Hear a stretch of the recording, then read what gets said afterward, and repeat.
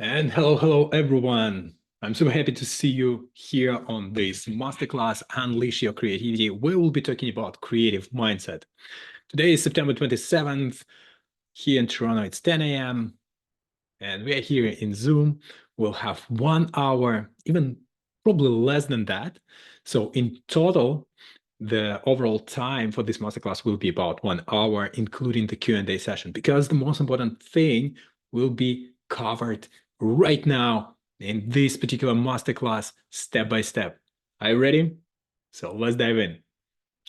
Here are the topics, the questions that we will discuss today. What is creativity? And specifically, what is creativity in UX UI design? Top 5 elements that block your creativity. 3 proven exercises that will make you more creative. How to overcome procrastination. Yeah, it's really important. I know that for lots of people, procrastination is a huge problem, and it's possible to overcome it pretty easy and fast because, where there is procrastination, there is lack of creativity. Number one way to overcome your fear of being judged. That's another thing that lots of designers face. And this is also when you face absolutely any fear, you don't have enough creativity then because you don't have space for creativity when you are afraid. How to turn it into something else, you'll learn from this masterclass a little bit later. But right now, let's get back to our agenda. How to stop looking for approval from others. Sounds familiar? How to discover your unique design style. So let's imagine that you think that you're not creative enough, you don't have creative mindset, or you don't have your unique design style, but you want to find it. How to do it? Oh my God, I don't know. I'll show you how to do it pretty fast and easy with the knowledge that you have. And of course, best timing when you are the most creative. I will show you when you are the most creative, when you are the least creative, and how to become creative all the time, or at least exactly when you need it the most. Okay? And then we'll have a Q&A session that probably will be part of another Zoom session because of the privacy. So I want to keep Q&A sessions separate from the masterclass itself. So are you ready to dive in? Let's go. What is creativity? First of all, what is creativity? Creativity, according to Google, at least if you Google it, you will see that the use of the imagination or original ideas, especially in the production of an artistic work. And creativity is the ability to perceive the world in new ways, to find hidden patterns, to make connections between different spheres and create something new from existing elements. This is my definition of creativity. Creativity is the ability to perceive the world in new ways. It's not something actually really new. If you take a look at absolutely anything in our world, you will see that everything is just the next step of evolution of the previous version. We human beings are also part of creativity of nature. And we as UX UI designers, all of us, honestly, not only UX UI designers, but all the people are creative people. But as a UX UI designer, you think that you have to be creative. Honestly, of course, yes, because in order for you to find the best answer, the best solution to the problem, to provide the best user experience for visitors, customers, you have to be creative in the ways of what you will show to them, what will be available for users. So creativity is the ability to perceive the world in new ways. Sometimes you think like if you use the same components that everyone else uses, well, you think that you will not be creative. But honestly, everything that you will add on top of the previous pattern, let's imagine UI kit, the way you will use this UI kit, the way you will structure components, the grid that you will use, this is also part of creativity.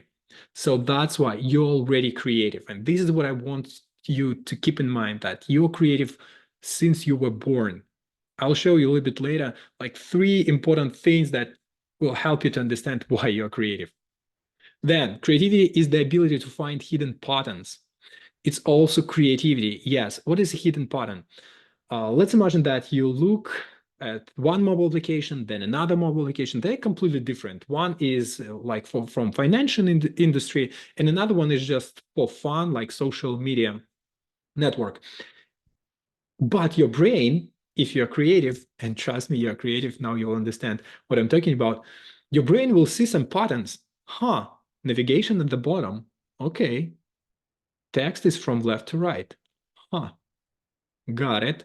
Here we have titles, and titles are usually like somehow are different from the rest of the content. They're bolder, they're written in all caps, or maybe they're like written in all caps, but they're smaller, or maybe they're bigger than the rest of the content. And you understand that, huh, it's a section, it's a title, it's a heading of the section.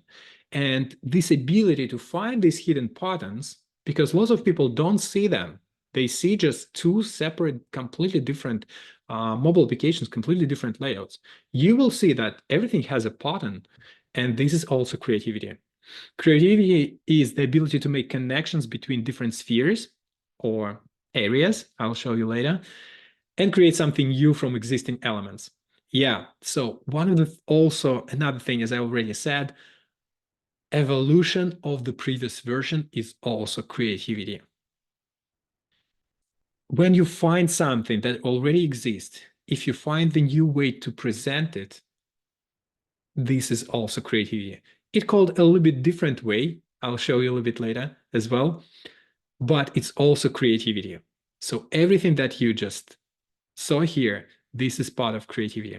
Now, here's a really incredible quote from Steve Jobs. Steve Jobs said, described creativity as, creativity is just connecting things. When you ask creative people how they did something, they feel a little guilty because they didn't really do it. They just saw something. It seemed obvious to them after a while that that's because they were able to connect experience they have had and synthesize new things. That's because they were able to connect experience. This is important to understand. You have experience in your life. Let's imagine that you have experience in tourism, for example, or in playing with your kids, or starting your car. You start that engine and you see the experience, the handle in front of you, the hand of the, what it called, like speedometer or odometer, in front of you, it just jumps. Or you will see when you start the engine, you will see the car is moving in front of you. It's also part of the experience. The car in front of you, I mean, on the dashboard, that digital version of the car, of your car, like it's rotating, or it shows that the door is open. You don't have to show it. You could just make a signal, for example, beep, beep, beep, and now try to guess what is happening while you're driving. If your door is open, start beeping, and then you, oh, okay, got it. It's probably the door is open. But if they show you, because people have experiences, they saw that another way to show that the door is open is to highlight it on the dashboard.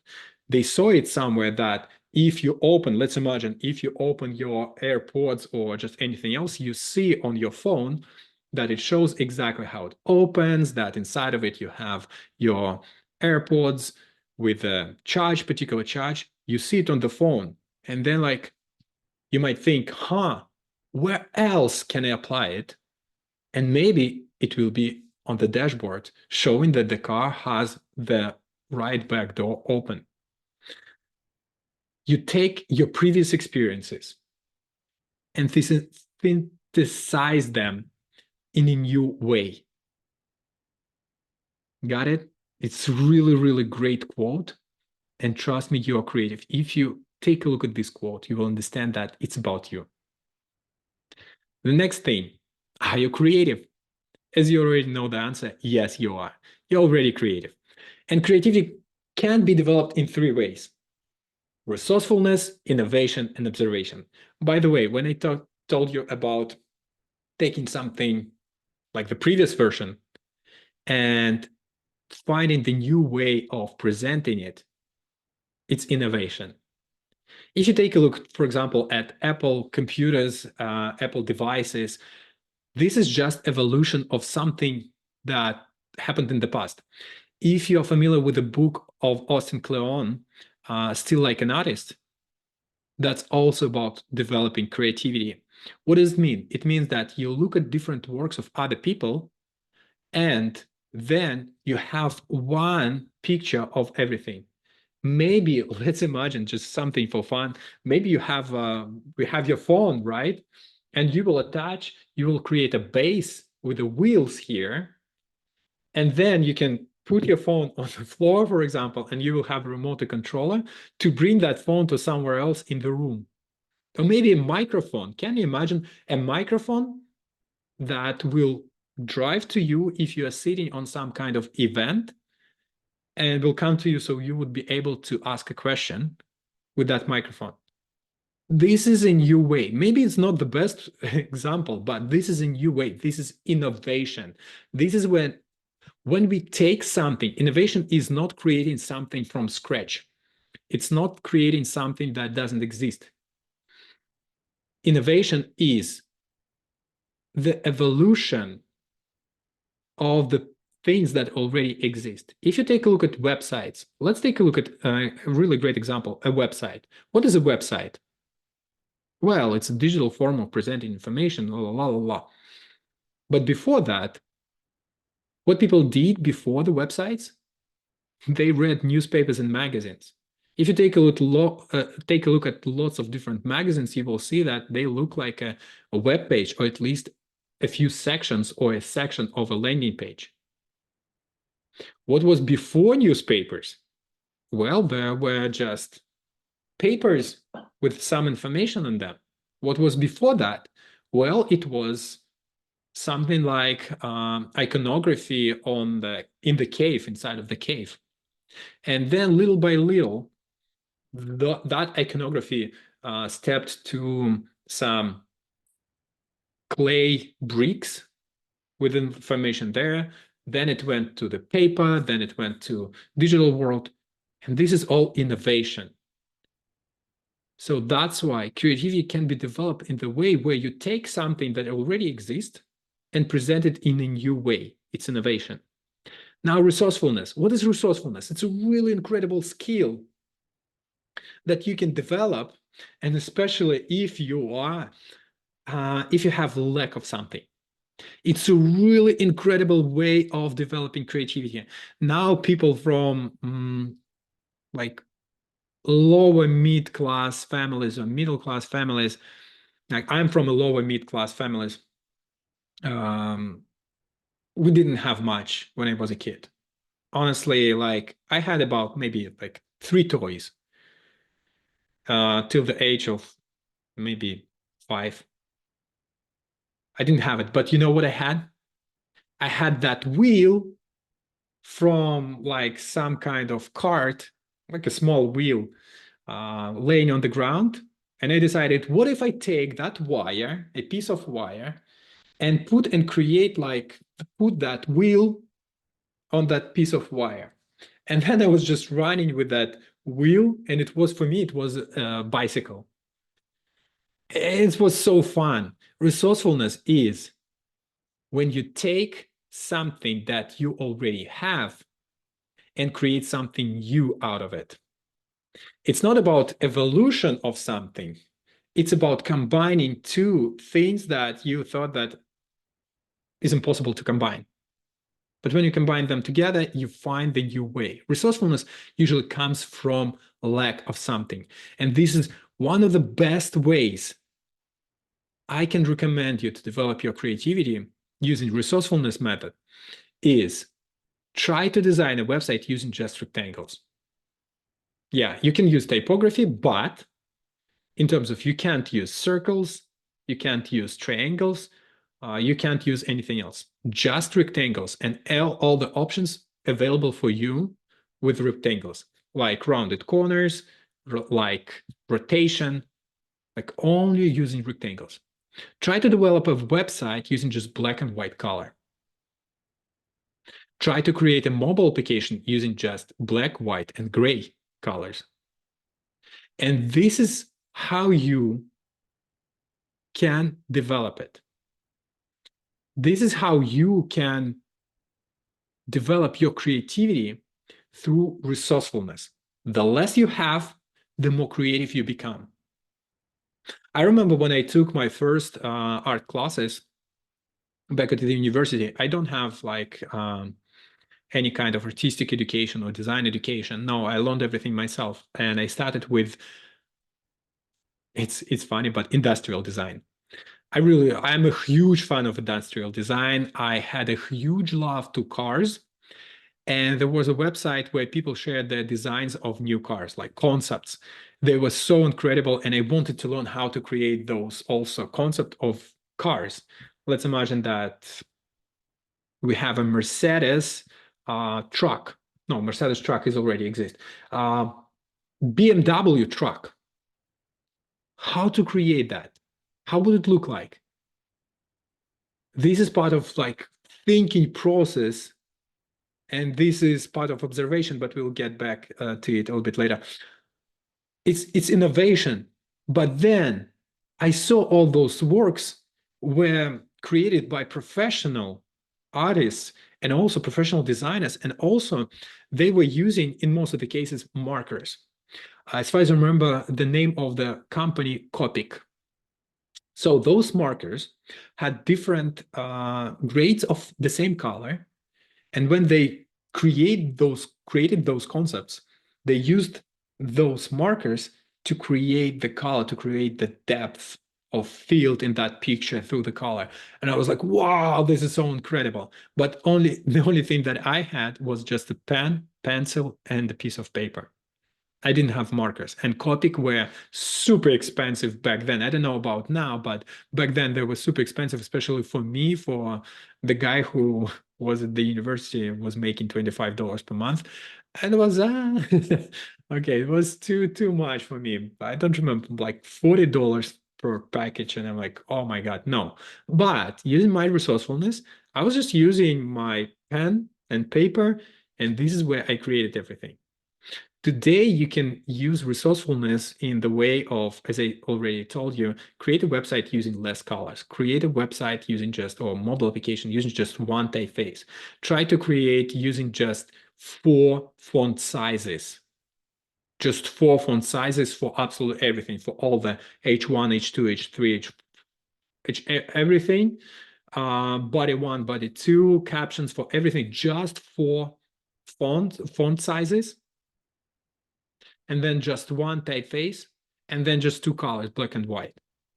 This is about creativity and developing creativity through resourcefulness. When you take something, not too many elements, and then you create out of them something that could be, you think that could be created just using something. Wow. 3D tools, for example.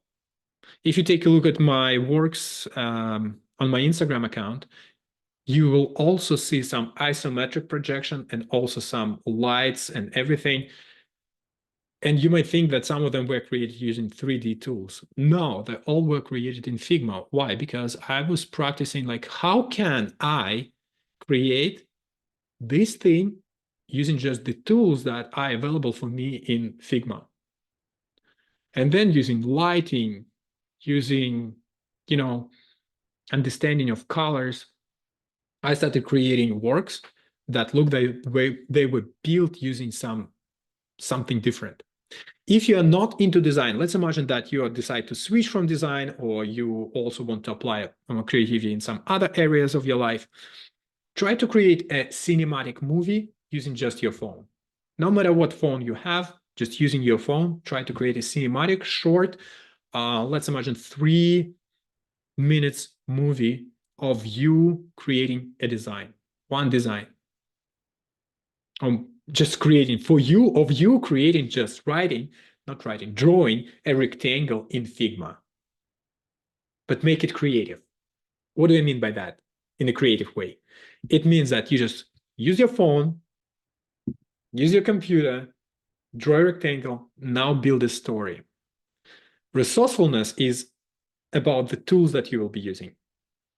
Innovation comes from creating this something new video from the experiences you already had. And now we come to observation.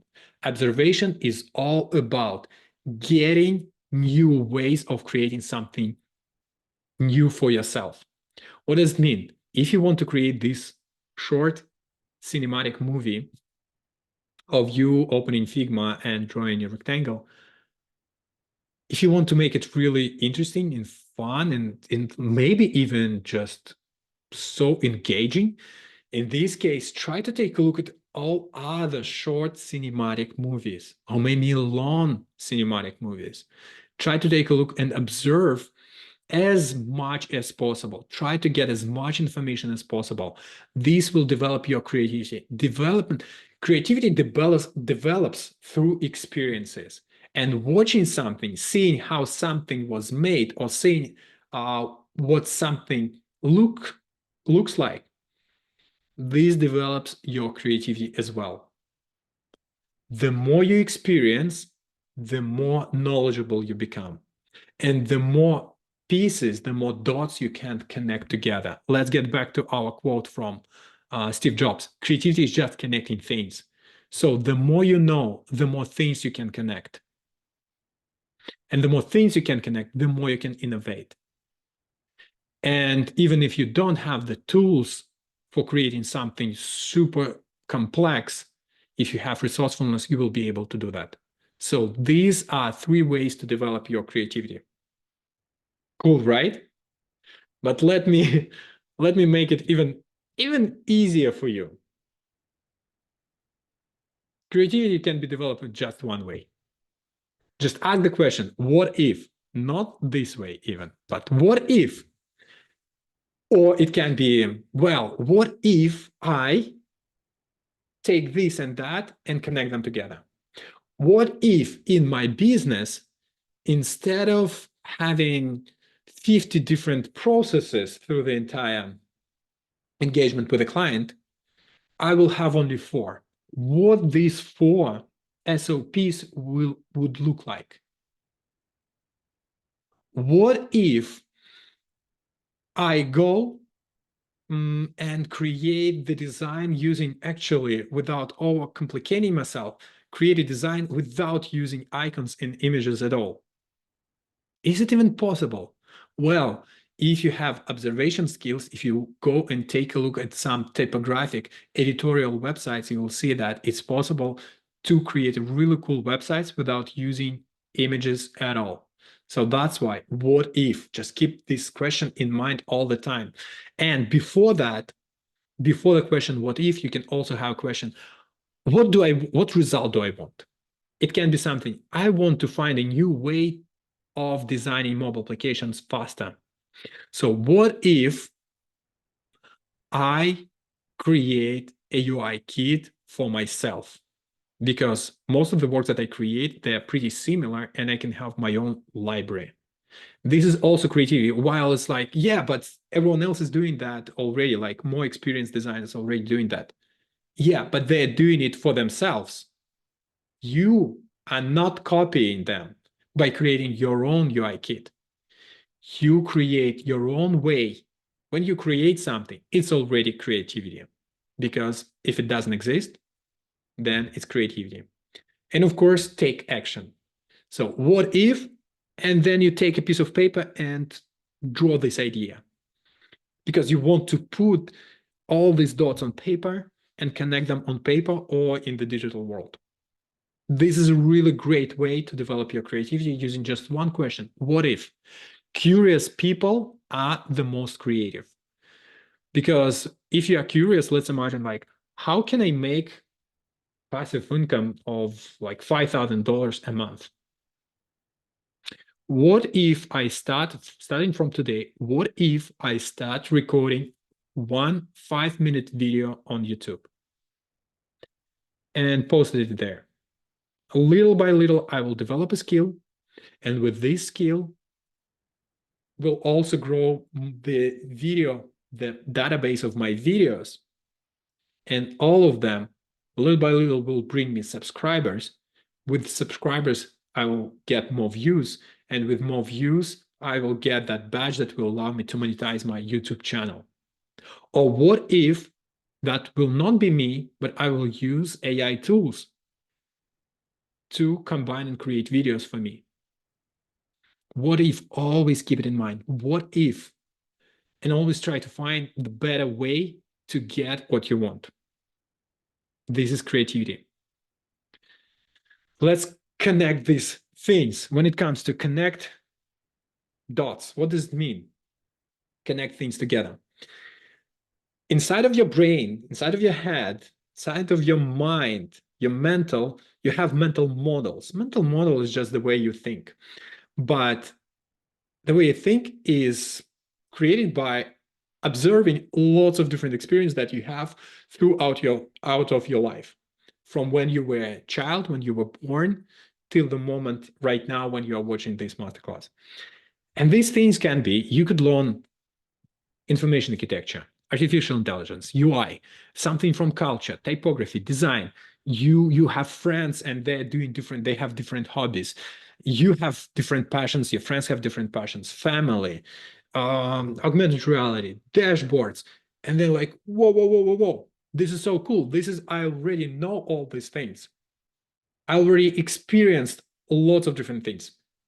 Now try to connect them together. Try to create UI for the dashboard of the car. Try to create business for your friend. You see here, I have different elements. Try to connect them together and try to understand how to connect them. This is a really great exercise if you want to practice and develop your creative thinking. And also, in general, it will develop your skills in decision making. Because then what is decision making? It's also part of the things of the ability to make a decision with the information that you have, with the resources that you have in front of you. And basically, it's connecting things that as a result will have a particular outcome. So try to design something using just typography. Nature, try to create something in the physical world using just products from nature. This is what we usually did when we were kids. Remember when we went outside and during the fall, during the autumn, you take the red leaf, maple leaf, and put it inside of the book, and then you see what happens. It's also, honestly, it's also part of creativity. You take something from nature and bring it to your life, and then you use it as an element that allow you to understand, oh, okay, I read this book till this point. And you're like, wow, now I'm using just this leaf. It's also creativity. Using the same things for some different ways, for some different experiences in your life. So practice it. This will develop your creativity as well. You already, as I already said, you're already creative. But if you want to develop, if you want to unleash, to boost your creativity, to bring it to the next level, by doing these exercises, you will get there. And if you're curious, like, again, just apply it to your specific area, because when you love something, you would do it easily in that particular area. And if you love, for example, business, if you love growing your business, just be curious about how can I step out of the business? How can I hire a team that will work outside of me? If you work full-time job, have a full-time job, for example, and try to be curious what your company, and you want to grow, you want to get a promotion, try to be curious, what does it mean to get a promotion for you? How you can get a promotion? Who do you have to talk to in order to get information in order to get that promotion? What you can create in order to get that promotion? Can you combine, what if you go and talk to your manager about the promotion, and at the same time you develop some system inside of the company and you show your proactivity? This is how you find some original ideas on how to become more creative. And also you'll find solutions much, much easier and faster if you do it this way. Example. So I remember back in like 2000, don't remember what year, but maybe 2022, 21. Yeah. So I remember when I saw the first time, not 2021. No, it was much earlier than that. But this is an example. When I saw the isometric projection here in the middle, you see principal Google material design, and I wasn't an iOS, an Apple person. Honestly, from like 2010 till 2017, even 2019, I was a completely Android guy. Yes, I had a Mac computer, but I was an Android guy. I loved everything about Android, and I still have my Android right here. Here is my Google Pixel 4. I'm a huge fan of Android, and that's why I wanted to know how to design specifically for Android. Because 99% of designers that I saw, they were designing for iOS. And I'm like, yeah, but what about Android? And this is where, because I was exploring, observing lots of different things regarding Android stuff, Google Material Design is just the perfect way to do that. And I saw that isometric projection. I'm like, huh. And back then, I already created the post about soft UI elements, how to design soft UI. And I was thinking, can I create a soft UI element, resourcefulness and innovation, using just Figma and present it in a way like it looked like it's 3D? Take a look at this example here. This is a soft UI element. Then I applied here a little bit of gradient, so I add lighting. It shows like lighting here. Then I added the shadow. So basically this one is a perfect soft UI element. This is just a regular card. This is the next step towards the soft UI. This is pure soft UI that creates the illusion that this element appeared from the material itself. You know, when you take the, for example, piece of clothes and you put it, let's imagine you have a phone on some surface like a table, and you put a piece of clothes on top of it, you will see the elements of the phone. And if you have lighting coming from somewhere, you will see that this part will reflect the light and the back part will cast the shadow. And this is exactly what the soft UI element look like. It reflects the element that appears from the same material. You can see soft UI elements all over the world, especially in the info kiosks, when you ATM machines, when you want to withdraw money, when you will see the user interface of the ATM machine. In most of the cases, they use that soft UI elements. And also in cars, like in the car, if you have buttons, like the actual buttons in your car, this is also part of the like soft UI. It means that it comes from the same material, like plastic, for example, in this case. Soft UI. But then I decided, yes, but this is just a regular projection. Like we are looking from top to bottom. And then I saw this isometric projection. I'm like, I also already have the projection, isometric, how to create isometric projections using just math. Then I decided how we can combine these together, these two things together, soft UI element and isometric projection. So it looks like it's isometric, not like an asymmetric projection, but like the soft UI element is on the surface, but we are looking at it under the 30-degree angle, or like in this case, 60-degree angle. And this is what I created. And it looks like it's created using 3D tools. It's not, it's just Figma. It's just the same element rotated by 45 degrees, then combined into a group. And then that group was reduced the height of that group into 57.73%. And then I just played with shadows in order to reflect this light that comes from like top left corner and drops the, like casts the shadow on the opposite side. And we have a gradient here because we also have the light that comes from here. So that's why here we have the gradient, and here we have reflection of light. So that's why it's like whiter here, and here it's more dark here a little bit more. I connected these things together.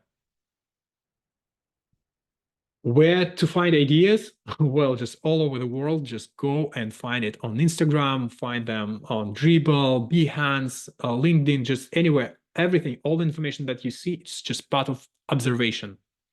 Just go and try to recreate it. When I saw this particular like design of the cube, I created the cube for typography master's course. When I saw these colors, I decided, how can I create something with black, gray, and a little bit of orange to create this feeling of, something mysterious, but at the same time, like there is a fire somewhere nearby. Or how to create this reflection here. So we'll need transparency, and we will need the gradient that will go from white to transparent here, but at the same time, we also have the stroke. So observation, and then creating it using other tools. This is evolution. This is innovation. This is also resourcefulness using the tools that you have. And this is also creativity. How cool is that? Now we'll jump to a really important topic, fears and procrastination. But for now, I want to ask you here in the chat, please let me know. Is it clear for you what is creativity? Let me know in the chat. I'll wait for your answers. We'll drink some water. Also drink water.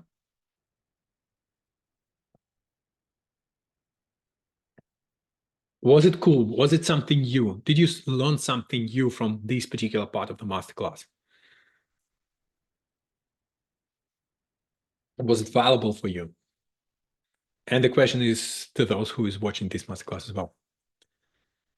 Yes, about resourcefulness. Amazing. Honestly, resourcefulness is a really powerful tool, especially for designers. You can't even imagine how messy your brain is if you didn't go through the exercise of having just one typeface for the entire website, or having just 2 font sizes to design the entire landing page, or having just 3 colors in order to design mobile application. When you go through this exercise, you will be mind blown how resourceful, how creative you are, and you will see that you don't need much in order to create something cool. Now let's talk about procrastination. Are you ready for that? But I always find it hard to put together my resourcefulness into creating something on my own that also looks as cool as others. We'll talk about it later. So, procrastination. What is procrastination? This is my understanding of it. Let me bring it a little bit higher here and maybe making it a little bit smaller that it doesn't take too much of the screen. So you will see the idea. I started studying human psychology in 2012. Since then, I went through a really, really long journey.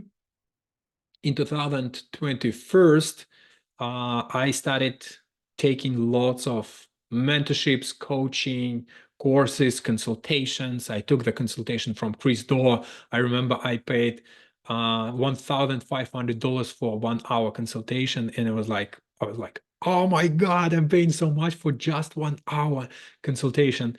But it was cool in a little bit different way. It was my questions were about business, so it's just about business. I took life coaching sessions for $5,000 working with a life coach. She helped me a lot with procrastination, fear, finding my limiting beliefs, and all these different things. I started working with Tony Robbins, strategists and coaches as well. They helped me a lot to go through this journey of understanding human psychology through my personal experience. But also, I've read lots of, oh my God, just tons of books. But the thing that you see here is basically just my personal experience of combining all these dots together.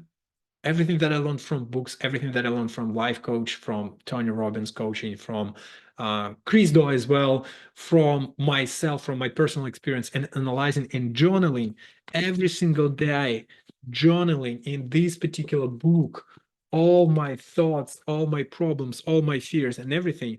This is what I can tell you, that procrastination is nothing else but the fear in front of you.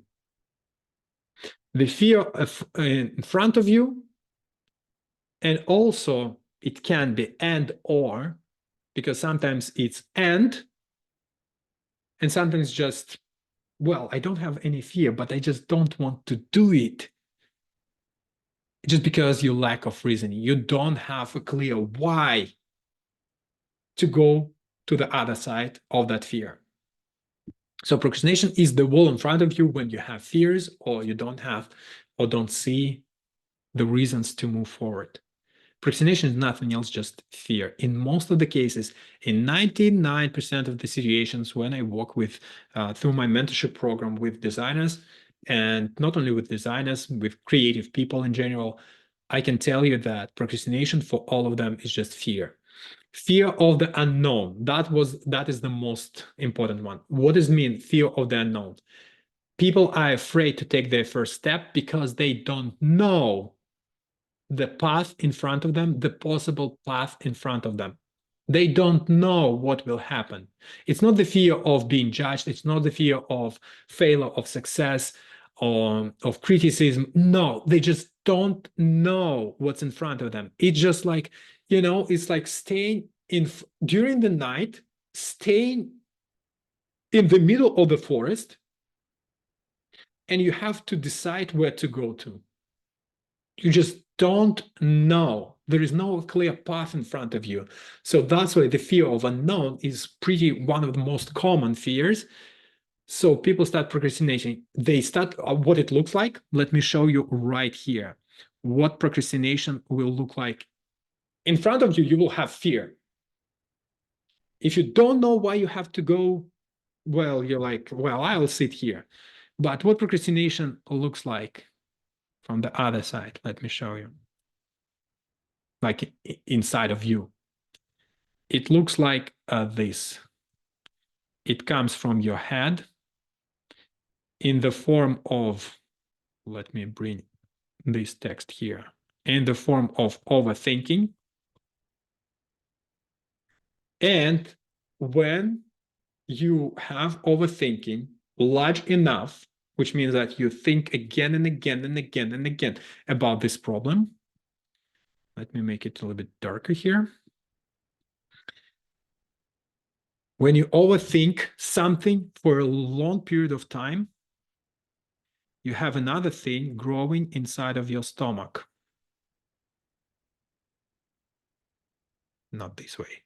We are creative designers, right? So we'll take these two dots and we'll bring them down. When you overthink for a long period of time, whoop, there is another thing somewhere inside of your solar plexus here will start growing anxiety. Congratulations. Now it's in your heart as well. Anxiety. And this is all of it because there is a fear in front of you. And the fear, if you don't have why, but you have to do it, then the fear will just stop you here. You will not move forward at all. The second thing is if you have why, like, yeah, but I have to finish this task, even in terms of I have to, and my why is to actually to deliver the product that I promised to my client. This is your why, but you don't move. You start procrastinating because you have that why is not big enough for you to move forward.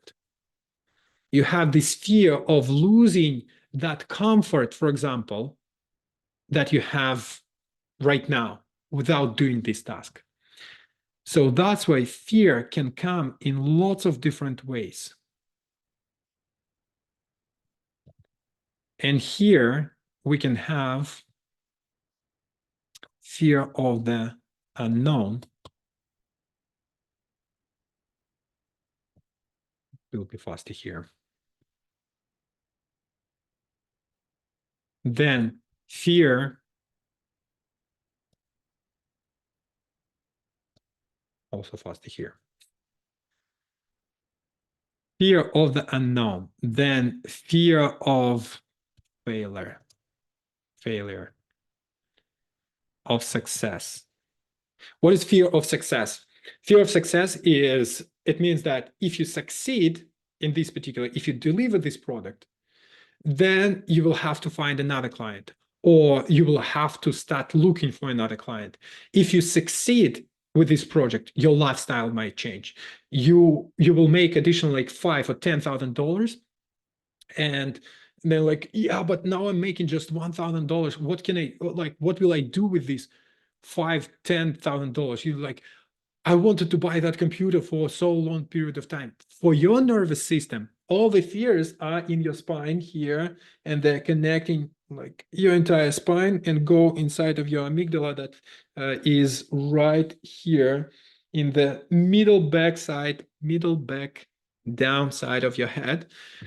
This is where all fears are. They're trying to protect you from something. And it can be, again, fear of success, fear of judgment, of criticism. Once you finish the work, once you deliver the project for the client, or once you are during the meeting with a client, or during the meeting in front of your CEO, stakeholders, yeah, like they will start judging you. And you're already afraid of it. And the pain of this fear is so huge that you can't move. You start overthinking, you start anxiety. How to fight it? Well, two ways to do that. The first one is Command D. I'll change the color to like this. The first one is to have even bigger why. When you have a much bigger why, you have to do it. Let's imagine it's something really important, because otherwise somebody will die, actually, like physically die, if you don't do it. Or you will not be able to not like survive, you will not be able to live in this apartment where you live right now if you don't deliver this project, if you don't make this money, if you don't get that job. Like, you will have to move somewhere else. So that's why your why should be bigger. Like, yeah, but I want to stay here. I'm afraid, but I want to stay here. So no, I will. So one of the ways is to fight fear is to have bigger why. So the fear gets smaller. But if you actually want to make it small,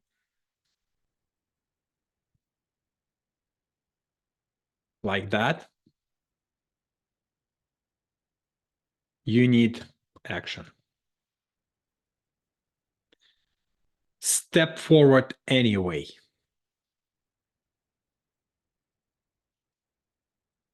Action towards your why, towards your goal, towards everything. And when you have action, you will not have overthinking. Your overthinking will disappear. When you have action, you will see results of your work. So your anxiety will disappear. And you will fight off all of your fears. So procrastination is just the result of fear or lack of reasoning. Because we rarely do something that we don't want to do, right? If you don't want to do something, you will procrastinate, or you will find the way not doing it, or you will do it and you will just, I really don't want to do it, but I have to, so I'll do it anyway. Like, you will do it without any joy and love. So that's why it's really important to understand the nature of procrastination. Nature of procrastination is just lack of why and a huge fear. It can be also described as fear as huge pain that you might face if you step forward, and lack of reasoning is something that you don't have enough pleasure in order to fight this this pain. So that's why you start procrastinating. Is it clear here about procrastination? Let me take a look. As a designer, I agree 100%. Yeah, and it's honestly, it's not about designers, it's about all people. If you talk to developers, if you show it to developers, they will see the same thing. If you talk to absolutely any single person who've ever faced procrastination, the result will be completely the same. It can be the fear of rejection, can be the fear of unknown, fear of success, fear of failure, fear of judgment, fear of something like that. And if it's happening, you will start procrastinating. So the cue is trust the process and keep doing it until you get results. Did I get you right? Exactly, but let me show you, because I have for it also the explanation. How to fight absolutely any fear, and especially like when it comes to like fear of being judged, opinion of others, or also known as criticism, or fear of failure, fear of success, fear of just you name it, fear of unknown. First of all, let's discuss this particular fear, and then I'll give you the cure.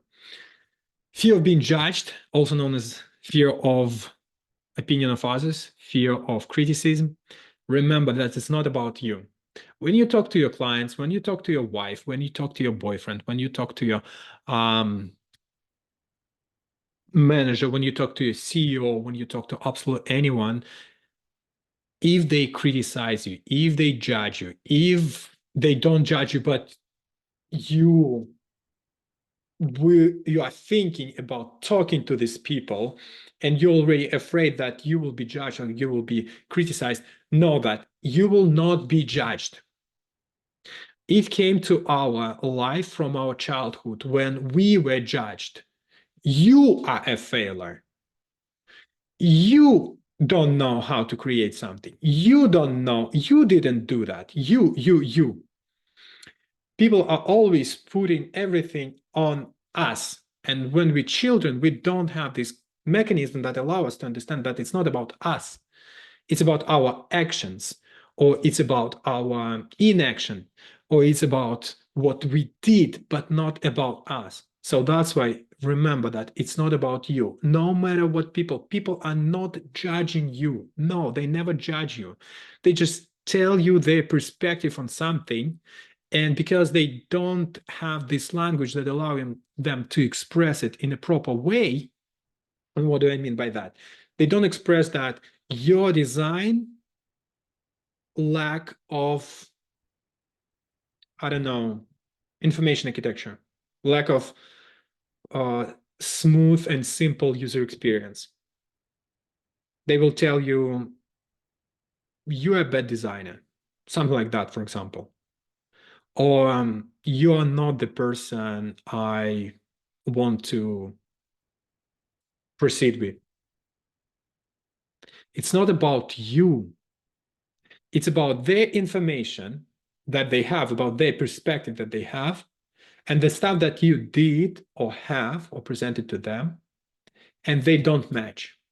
It's not about you. So that's one of the most important things for you to realize, that it's not about you. You have to separate yourself. You are, as a person, is a perfect, ideal creature. Your actions can be different. Let's imagine that I will give you an example, a particular example.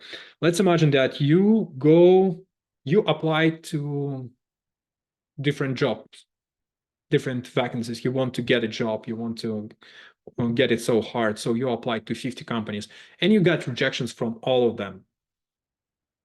And you also ask like, why? And they also told you like, because you are inexperienced, you are not good enough for our company, or you're an overkill for our company, or this is not the role, your experience doesn't reflect the role, doesn't reflect the experience that we are looking for this role. It can be something like that, different ways of doing that. But the most important for you to understand that it's not about you being not good enough for this company.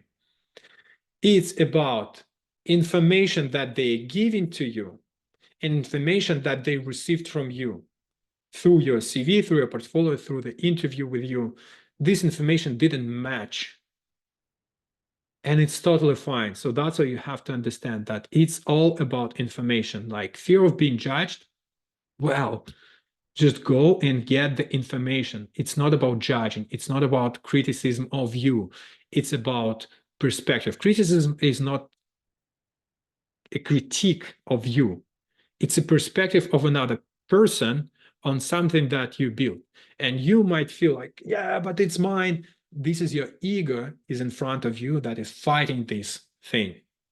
It's okay to have it, well, especially when you're a creative person, when you're a designer, but trust me, the more experienced you become, the more grown up you become, the more you mature in your emotional intelligence, the more you understand that everyone has their own opinion and it's not about you. It's not even about maybe your work or your designs or your post or your interview style or your style of design or your business like decision-making process. It's about their perspective on all of these things. This is where you get information from other people. It's not about you. Don't try to put spotlight on yourself when you get some information. The information that you get is telling you everything about those people. So keep it in mind. It's not about you. It's about other people. So now I want to take a look. It's really important where I wanted. How to stop looking for. Yeah.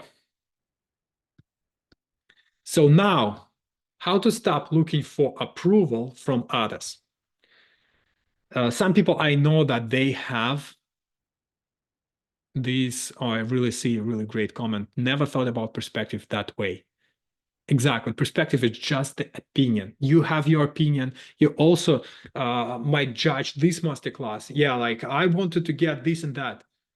Yeah, but I told what you will get on the checkout page. I told you everything that you will get from this masterclass. So if you wanted to get something from it, it's not about me.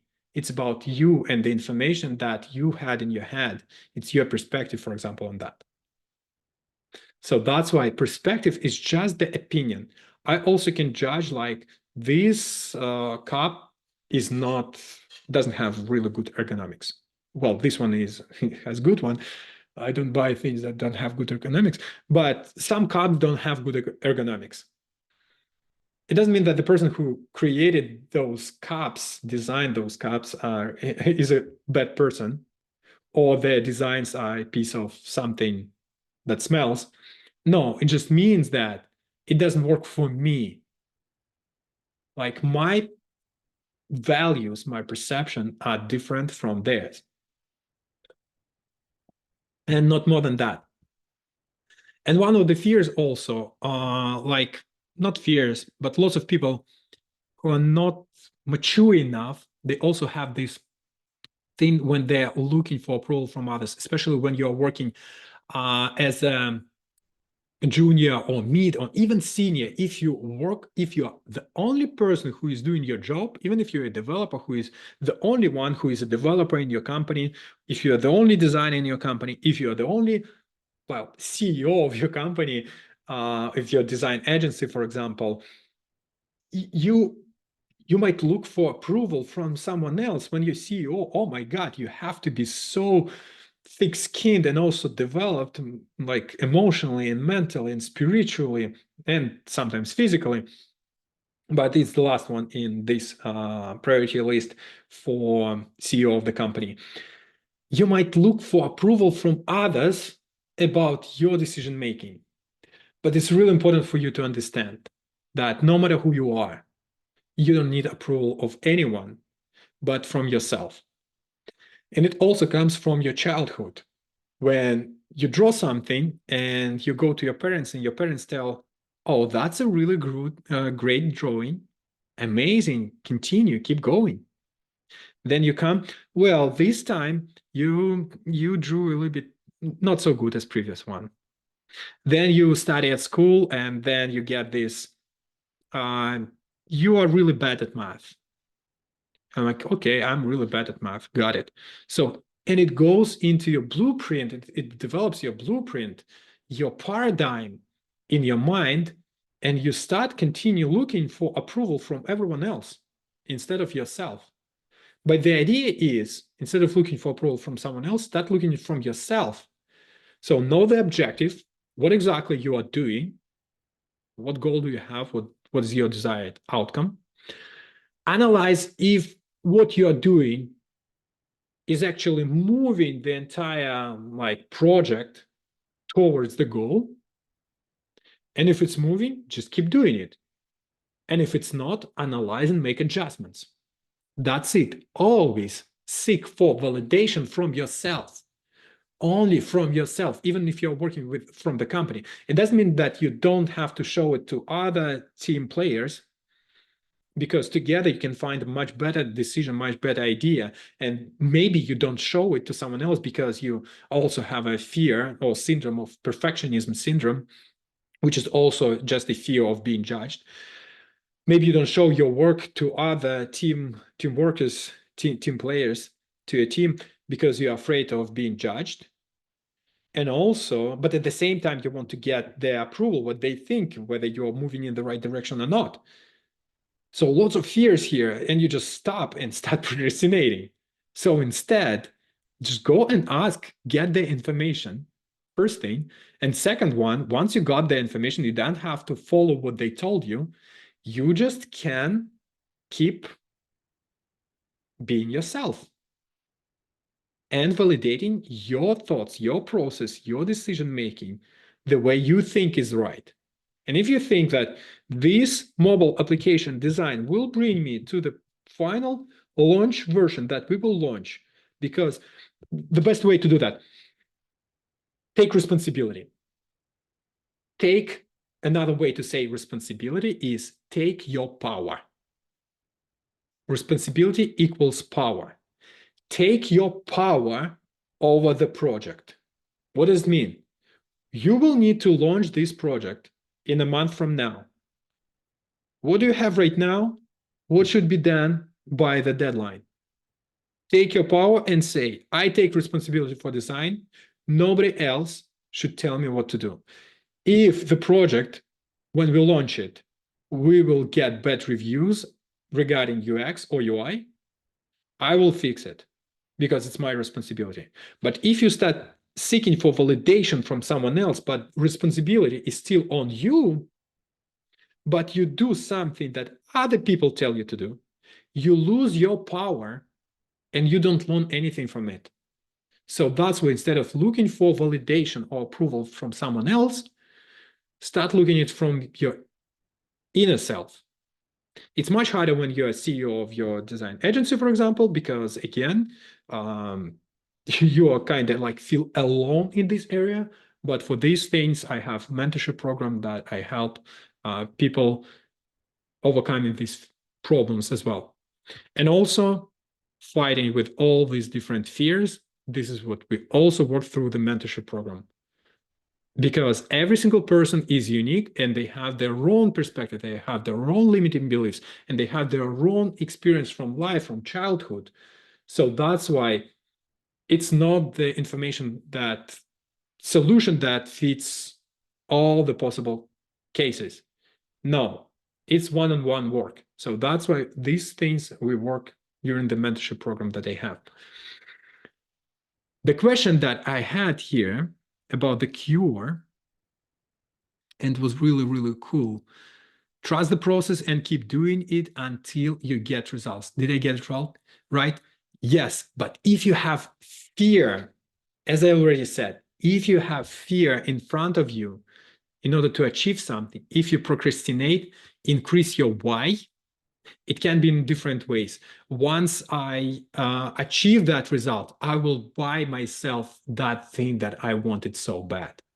Or once I achieve results, I will be proud of myself and I will celebrate and I will go somewhere there. Or I will jump, I will do skydiving because it's something cool to relax myself through this.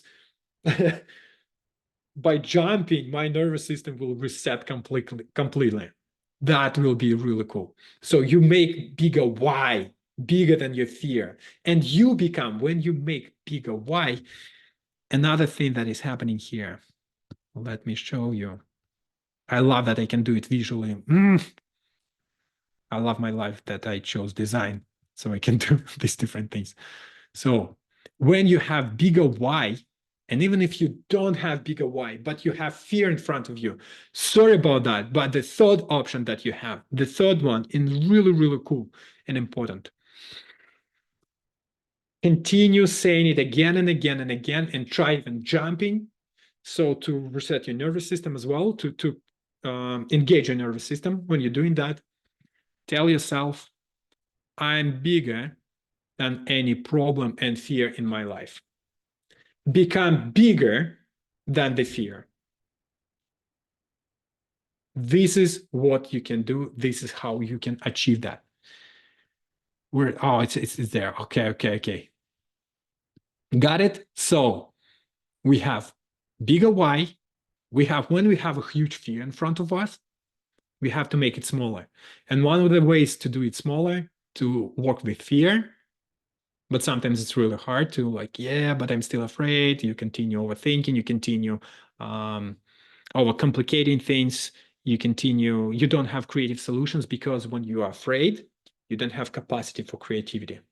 So in order to change that, in order to get more capacity for creativity, to solve any problem, you find a bigger why. And if you don't have a bigger why, you just still want I already have everything in my life. I just don't have that why. Why should I overcome this project, accomplish this project? Well, become bigger than everything else.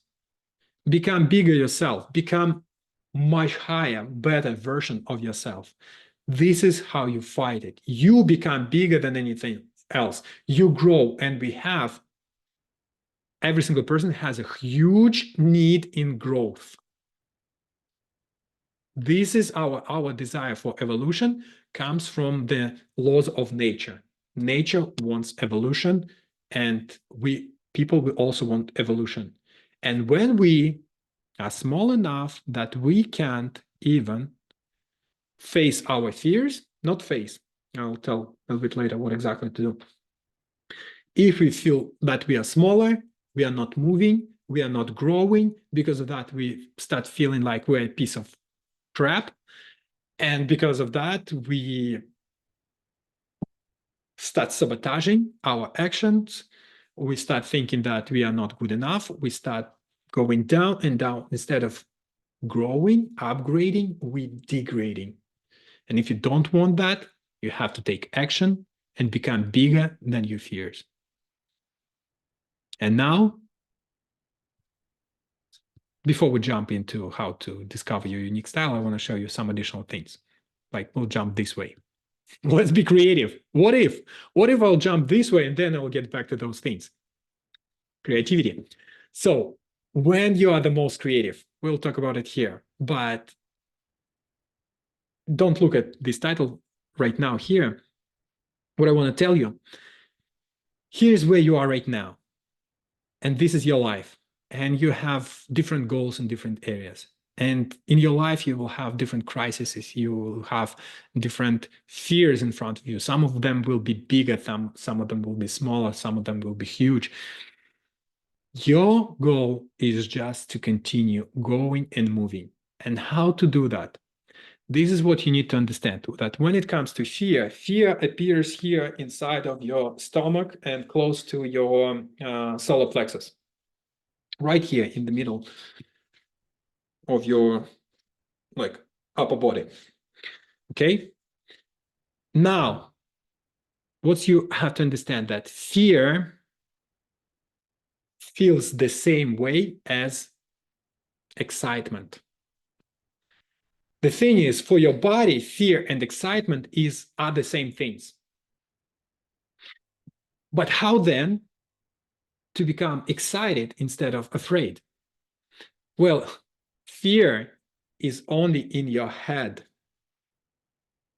Excitement is also in your head. For your body, it will feel the same. Fear and excitement will feel the same, which means that you have to become excited. When you're afraid, become excited. When you're afraid to show your work to others, become excited. What if I show this work to others? What information will I get? What if I finish this project? What person will I become?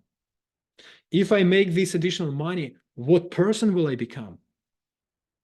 How cool is that? It's curious, exciting. When you were a kid, you were doing it all the time, again and again and again, until you were framed by your parents, by teachers, by all the grown-ups who had more strength and power than you, you were limited, you were put in the cage. You didn't have fears. You had fear only when you experienced something like that is really crucial for your survival. When you touch something hot, you understand, haha, it's better not to touch fire. Okay, got it, got it. You will not be excited like, yeah, but what if I touch fire for 5 minutes? I will keep my hand inside of the fire for 5 minutes. I'm so excited to try that. Curious. No, this is part of this is where actually it becomes, yes, you're curious in the very beginning, because when you don't have that fear yet, you're excited to put, what if I'll get that coal, red coal inside of the fire in my head? You are curious. And the same way here, we become afraid only because of other people who showed us that we have to become afraid. But you are not. We, as human beings are just curious mechanisms. So that's why when it comes to a new project, when it comes to talk to your manager about your promotion, when it comes to design something, instead of seeking for validation, be excited. What if I design this product myself? I will learn something new, or I will design something really cool. There are no any other options. If I finish this project, I will learn something new, or I will make money with lots of just great emotions of joy and happiness. Fear and excitement inside of us are the same things, feels in our body the same way. When we are curious to take a look on the other side of fear, when we are curious to jump from here to here first, then here, then here, then here, who will I become when I will reach my goal? I'll not be the same. I'll be like this. After every single challenge, basically all these things are not fears, they're just challenges. After every single challenge, you will become better and better and better, because you will learn something new, or you will become proud of yourself that you did that. So that's why just change your perception in your head from fear to excitement. If it doesn't kill you, it means that it's exciting. And go and do it. Take that action. Okay? Let me know in the chat if this section was valuable for you. Meanwhile, I'll read what you wrote here. I identify myself with my results. That's another thing. Detach yourself from your results. Like, your results are just part of your life. Who you became achieving these results. This is where you can identify yourself with it. Because can you imagine that when you attach yourself to your results, what if your results in a particular moment? Okay, if you identify yourself with your results, with all of your results, all of them, then perfect. Keep doing it. But if you identify yourself with the results in this particular moment, that's the problem. That's where the problem can arise. Let's imagine that at some particular point, you don't have any results for a long period of time, for 6 months, or you face the crisis and you don't want to do anything anymore. Now you don't have any results. You don't produce any results. Does it mean that you are a bad person now? No, it just means that in this particular moment of your life, something is happening that you have to take a look, you have to live through, you have to take a look at what's happening and everything like that. So it's okay to identify yourself with the entire experiences that you had in your life. Something like, well, I learned how to swim. Do you keep it in mind when you think about, like, I identify myself with my results? And usually by my results, people think something like how much money I make. This is the only source of the definition of results. But try to identify yourself with, I learned how to swim, I know how to cook, I drive like really incredible race driver, and at the same time I'm driving super safe. I become a really great boyfriend, or I'm really great as a lover, even like that. Like with all of these different things, this is all about you. And if you just think that you are your results, then if your results are going up, then you like, well, okay, then they're going down, then you're a bad person. If you think about it, your results are always, you as a person, always growing up. Always, no matter what. Today, you are the best version of yourself than ever before. Tomorrow, you can become even better. The day after tomorrow, you will become even better, but it doesn't make you today worse. If you think about, like, if tomorrow I can become better, it means that I'm not enough, I'm not good enough. No, it means that you are the best version of yourself today. And if you continue growing, you will become the best version of yourself tomorrow.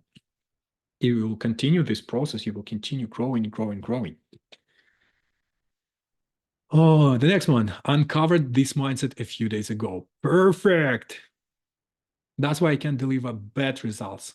What leads to having great references but costs me much money. Yeah. Bad results, having the definition of what bad and good results for you is really important.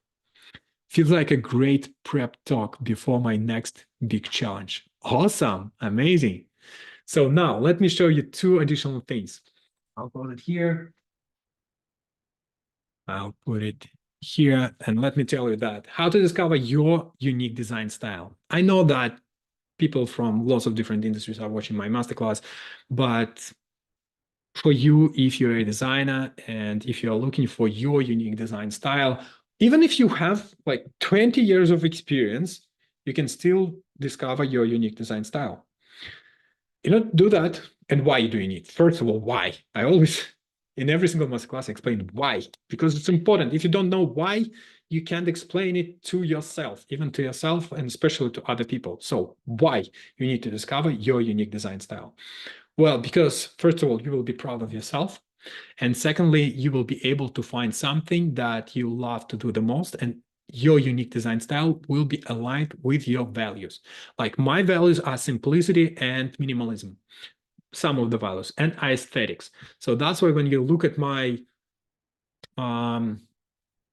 decks here during the master classes at my designs, you will see that they all follow the same simplicity, minimalism, huge like stress on aesthetics, clear, perfect premium style design. This is what I'm all about.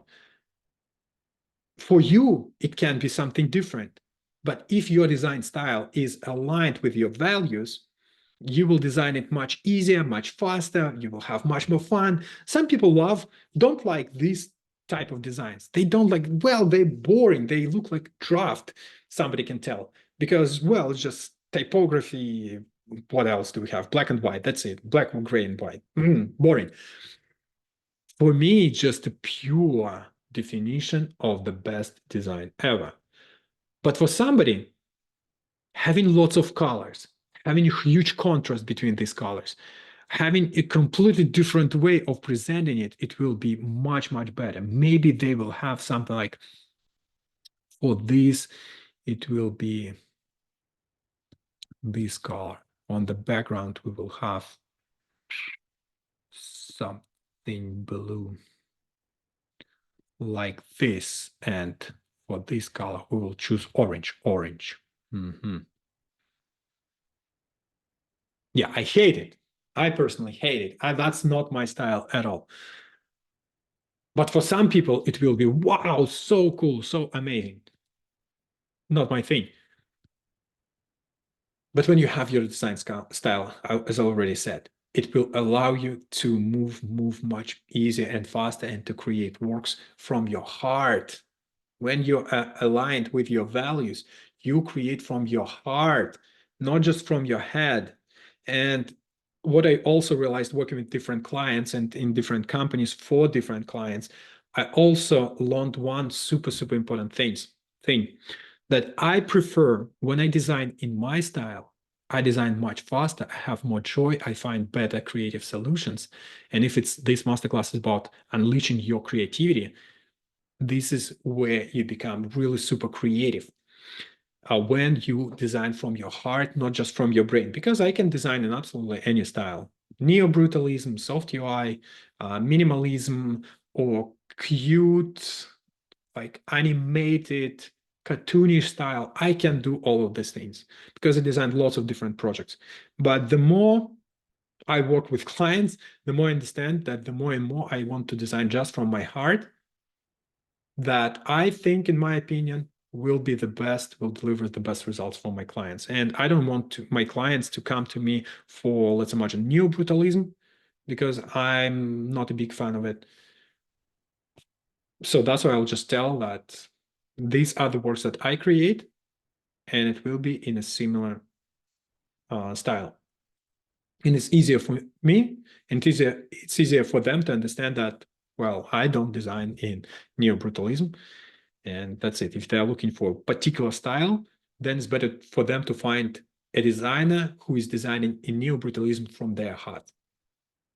And that's why it's really cool to have connections and know other designers, other people, other business owners who have different ideas. So you can connect, and when something is not aligned with your heart, you can transfer it to someone for who it works the best.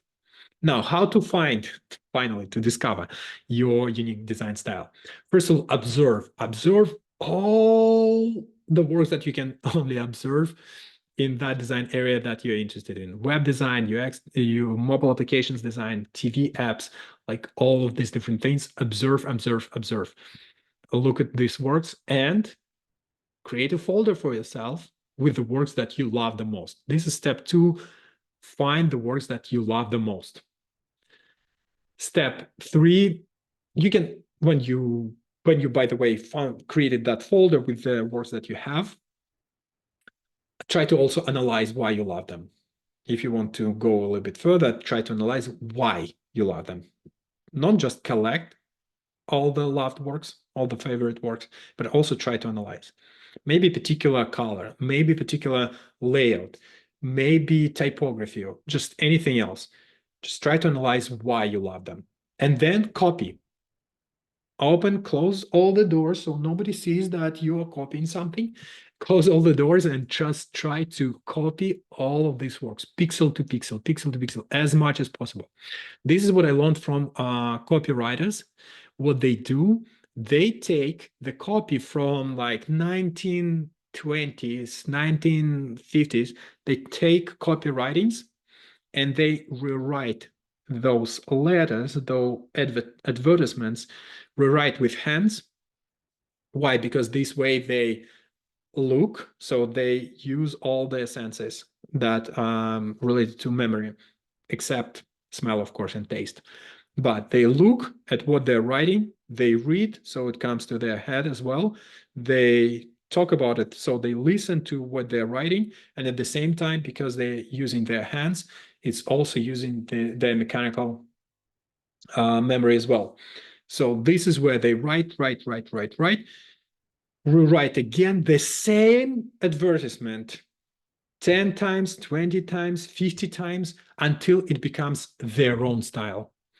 This is where they learn what words to use, what constructions of the words to use, what layout to use, what like all of these different things. So that's why, and this is what I recommend to you. Once you found what you love, you analyzed why you love those works, try to copy them as much as possible. The same work again and again and again. If you like, for example, Apple website, you like all of their web pages, landing pages, just go and copy them again and again and again.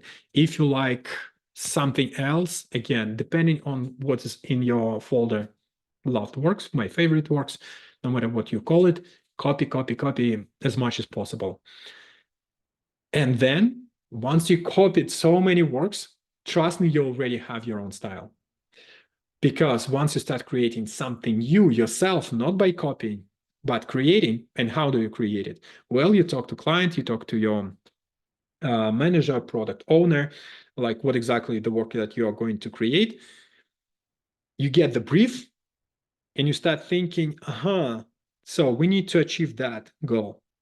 Okay, I will need for that to do research, then information architecture, then all the style guides, the layout and everything. And the layout most likely will have the same style that you already copied for so many times.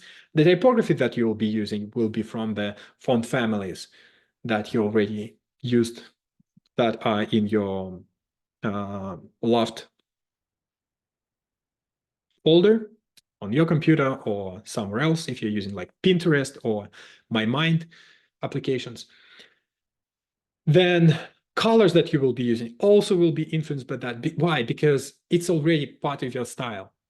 You will not be focused too much on like, yeah, but how it can be done. Like, no, you already practiced for so long that you will be easily be able to create absolutely any design work. Because what is design?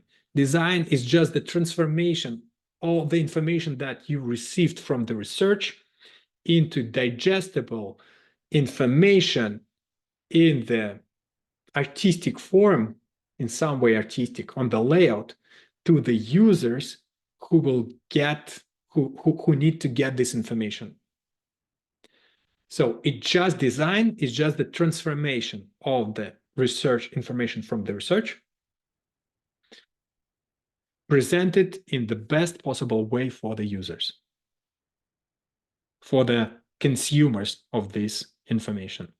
If you're designing your website, you do the research, and now of the company that you're designing this website for, and now you present the information of this company to the users, to the visitors of the website in the most digestible, high converting way.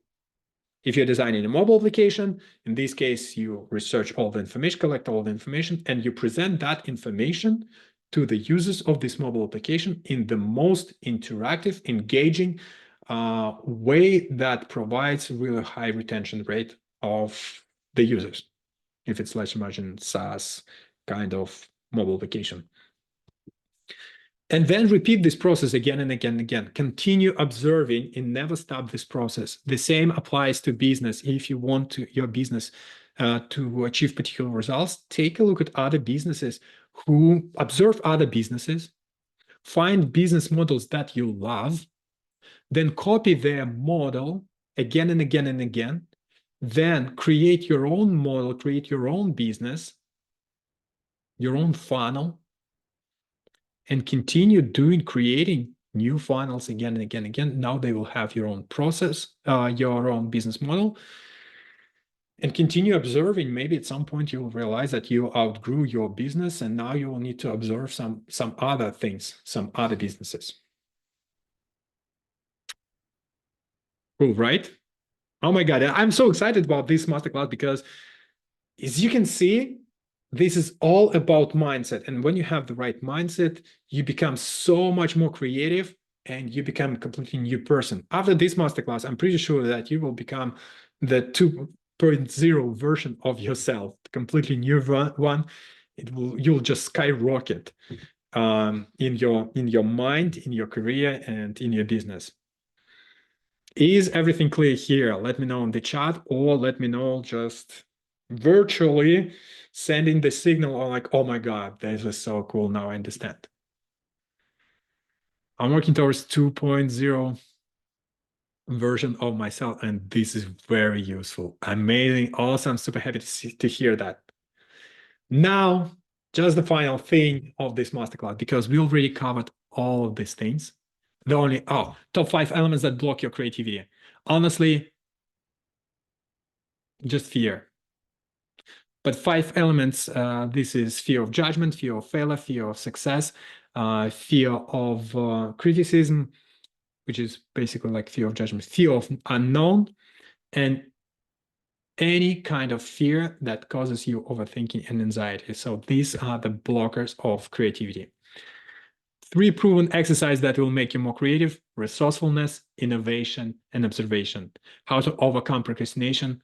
I already explained it to that. Number one way to overcome your fear of being judged, done. How to stop looking for approval from others, look from yourself. How to discover unique style, done. Now, best timing when you are the most creative. And then Q&A session. When you are the most creative. Well, I created this scheme a long time ago, but it's still applicable, and I want to describe it to you as well. This is when we have a goal. Let's imagine to design something or to achieve particular income, but because it's about design, so let's imagine design a project for a client or inside of your company. This is where you start the project, and this is the deadline when the project should be done. You will be the most creative here in the very beginning and at the very end. Why? Because this is where you will have the most fear. And you might think, yeah, like, but fears blocks creativity, no?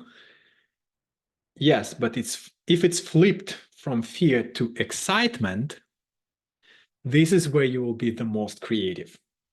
You just need to flip it inside of your head, say, well, maybe I'm not afraid, but I'm just excited. My body is excited to step to the other side, but I'm overthinking it. Yeah, I will not die, because the only fear that you have to be afraid of is the fear of death, because well, it doesn't mean that you have to be afraid of death. It depends on you. For example, okay, it's a topic for a separate thing, but just transform fear. If working with this on this project doesn't kill you, then it's excitement. If landing, like applying for that job, doesn't kill you, it's exciting. Make it exciting.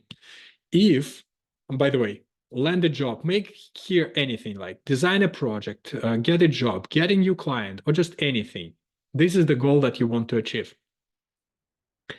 You're excited in the very beginning. You're afraid, but if you transform it, you're excited. Your level of stress is really high. By stress here, I mean not something like, oh, what's happening? Not again, fear, not fear, but stress in your body. Level of when your resources of your body rise up, if there is a word for that, because rise is going up. Anyway, when they arise, your stress arise in your body here. And you have really very little anxiety in the very beginning, because you're so curious, you're so happy, you're so energized in the very, very, very, very beginning, like, oh my God, yes. But then if you don't do anything like procrastination, your anxiety will grow. Your anxiety will grow, and it will be really hard for you to go through it. So that's why my recommendation for you, just don't procrastinate. Just keep doing every single day something like draft version, next day, update the draft version. The fastest way to design absolutely any project, this is my personal recommendation after, at this point, 16 years of experience, hands-on experience in design. Design something right now, today. When you got a project from your client, design something immediately.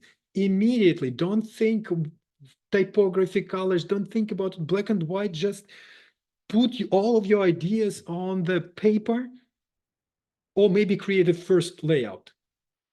With section 1, section 2 will be this, that, and that, and that, that. That's it. That's it. And forget about it. The very next day, take a look at your design and continue updating it. It's much easier for our brain, and you already know it as well. It's much easier for us, for human beings, to improve something rather than to create from scratch. So instead of creating from scratch every single time, try to improve. So take something, maybe some layouts that you already had in your UI kits, that you created UI kits or you bought UI kits. So take them as a starting element for your next design. And let's start from there. And just improve and update to the brief that you got for this particular client. And in this way, you'll be super creative. You will not procrastinate. And at the very end, this is the deadline. Why you are also creative before the deadline? Because you, again, you are excited. Your stress level is increasing. You're excited that you have to present it to someone else. You will get new information about your work, about everything that you did. So that's why it's also really, really high. If it's excitement, if it's fear, then you will be closed here. You will just try to find, but by the way, resourcefulness will increase here. In the moments of really of deadlines, that's why for every single goal, it's better and important to have a deadline.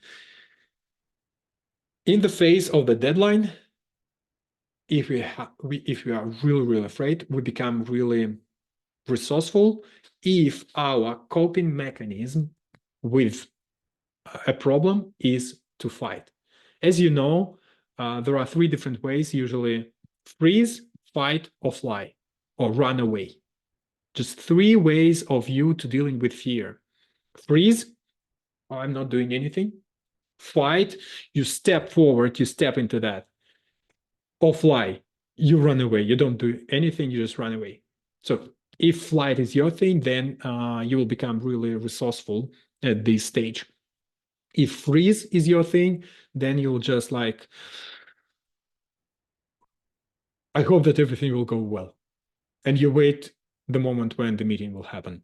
And if fly, your mechanism of fighting with fear, in this case, you might give your design to present to someone else, to a manager, to another designer. You'll try to step away, so somebody else will do that. But if you turn it into excitement, you will take all the responsibility and power over the project on yourself, and you will step into it, and you will go and present it as a hero. And in the end, if somebody doesn't like some of your decisions, or will start challenging your decisions, start asking questions, you're like, oh, that's a new information, never thought about it, so here's the answer. Oh, I don't know about it, but I'll think about it this way. No, we don't do it this way because this and that and that. I did it this way because that and that. And so this is where you get information and you learn from it. And anyway, you become a better person on this side of the project. So this is how it usually looks like. And as I already showed when you're the most creative, well, when you stop being afraid of a fear itself, because you think like, I will step into that and I will be afraid. So it's better for me to step in front of the fear. I will stay in front of the fear. When you stop fighting it, you don't fight fear. But when you accept the challenge and make it fun, which turns into equals excitement. Meant. And that's basically it.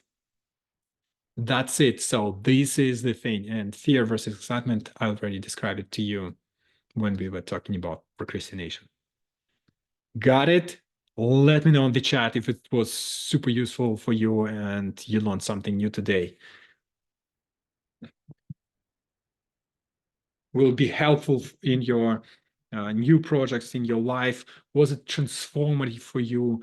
Was it valuable? Please let me know in the chat before we step into Q&A session. And for those who are watching this masterclass, Q&A will be a separate, not link, but in a separate section, not available for the recording in the recordings. This is just for people who is here live on this session, but go and rewatch this masterclass again if you need that, learn from it, and become a new version of yourself, getting bigger, stronger, more powerful, more excited instead of being afraid. And this will change your life. This is one of the most really transformative masterclass I've ever created for people, because I went through all of these things myself, including being the nice guy, being a people pleaser. Yeah, when I started digging into myself, I realized that I have to go through lots of different things. One of the most painful was to become a man. Yeah, but you're a man. No, I was a boy. I was a boy till 34 maybe years old. yeah, I was making money and everything like that, but I wasn't a man. So now can tell you that I went through a really, really maybe painful but interesting journey of rediscovering myself. And now it's like my mission to help you to rediscover you, to help you become the new version of yourself, to fight your fears, to fight your people pleaser and nice guy effect, to help you become a man, to help girls become women. Because yeah, I have lots of on my mentorship program, I have lots of women, girls who want to become women, or women who are women who want to rediscover themselves and not find their passion, but actually step into their passion and start actually monetizing what they love the most. So that's why it's like my mission, and I'm super happy that I was able to provide you with this masterclass with all of this information, and I hope that it was super useful for you. So let me check in the chat here. Going to use this new way of thinking. Amazing, cool. All right, so thank you so much for watching this masterclass. I'm super, super happy that you started learning something new about yourself, rediscovering you. And while it's about creativity, it's much more than about creativity. We'll watch the past parts in the recording, learn a lot, and we'll try out your mindset regarding procrastination. Awesome. We can work even one-on-one if you want to regarding this thing with your specific situation. Now, cut and let's go to the Q&A.